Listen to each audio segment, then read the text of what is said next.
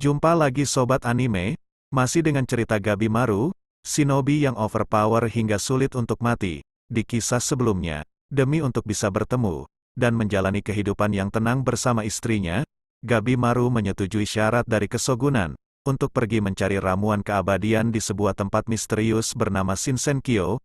Bagaimana kelanjutan kisahnya? Mari kita saksikan bersama. Namun sebelum itu, jangan lupa bantu channel ini agar berkembang, dengan subscribe, like, dan komen. Oke, langsung aja kita ke TKP. Yamada Asaemon Kichiji merupakan algojo Kesogunan, dan juga merupakan ahli pedang, di mana tebasan pedangnya, merupakan tujuan hidup dari putrinya, yaitu Yamada Asaemon Sagiri. Namun hingga Sagiri dewasa, tebasan pedangnya belum bisa menyamai sang ayah.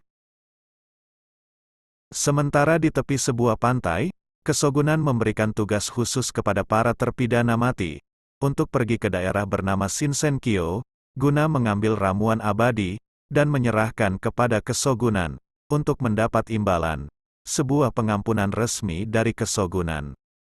Pihak Kesogunan kemudian menjelaskan sedikit tentang Shinsenkyo, serta menunjukkan, bagaimana nasib orang yang sebelumnya telah melakukan ekspedisi. Namun yang terjadi, orang tersebut bukan hanya gagal, tapi juga kembali dalam kondisi tubuh yang aneh dan mengerikan, di mana seluruh tubuhnya ditumbuhi oleh tanaman bunga. Pihak Shogun juga menjelaskan, bahwa setiap kriminal akan didampingi oleh pengawas dari klan Yamada Asaemon, yang mana jika mereka berbuat keanehan, maka mereka akan langsung dipenggal, dan jika pengawas mereka mati, maka mereka juga tidak bisa menaiki kapal untuk pergi dari pulau tersebut. Kemudian pihak Shogun juga mengatakan bahwa sebelum mendarat di pulau, dan dikarenakan jumlah Asaemon, serta kapasitas kapal terbatas, maka para kriminal harus mengurangi jumlah mereka. Mendengar hal itu, para kriminal langsung saling bunuh dengan brutal, demi seleksi peserta yang akan ikut misi khusus, untuk masuk ke dalam pulau Shinsenkyo.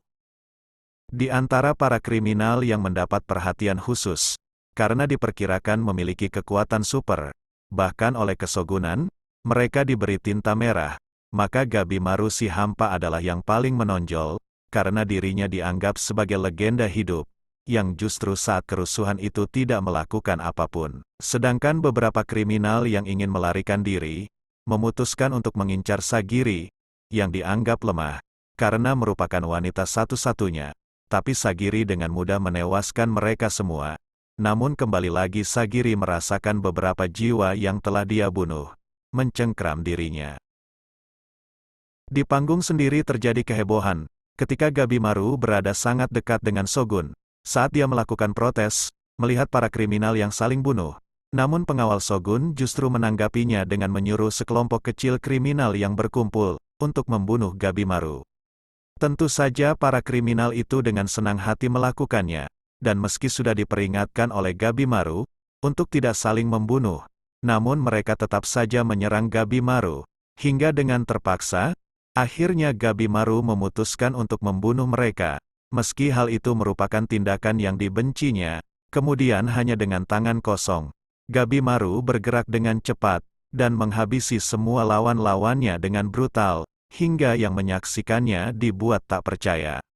Bahkan salah satu dari Asaemon, mengatakan, bahwa cara membunuh Gabimaru terlalu brutal, dan langsung dijawab oleh Gabimaru, yang mana jawaban tersebut membuat Sagiri tersadar, tentang kesalahan yang dia lakukan di setiap tebasan pedang miliknya, yang membuat dirinya dihantui rasa penyesalan.